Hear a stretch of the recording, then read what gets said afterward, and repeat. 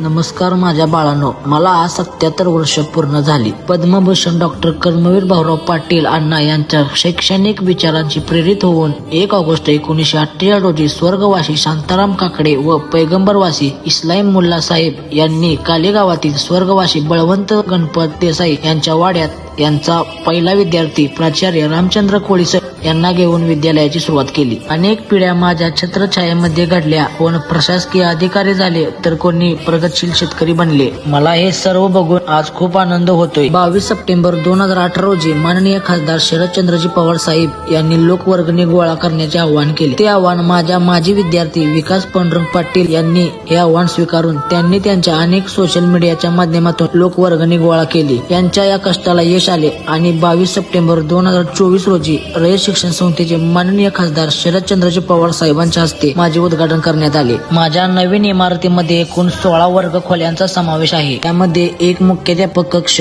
व एक staff room अशा एकूण 16 खोल्या, प्रशस्त वरांडा, 2 प्रशस्त जिने, पॅन्ट्री, जिमखाना, प्रत्येक मजल्यावर माझ्या बाळांना आरओचे पिण्याचे पाणी, 4 ठिकाणी स्वच्छतागृह, डिजिटल बोलक्या भिंती, प्रत्येक वर्गात शैक्षणिक साहित्य ठेवण्यासाठी कपाट, डायस, ग्रीन बोर्ड, संपूर्ण परिसर व खोल्यांमध्ये CCTV, 10 interactive panel, fan, Karmaveer Tirth व कर्मवीर तीर्थावरील सुंदर बगीचा इत्यादी भौतिक सुविधा तुम्ही माझ्यासाठी व माझ्या प्रत्येक लेकरांसाठी सर्वांच्या साथीने मिळवल्या आहेत.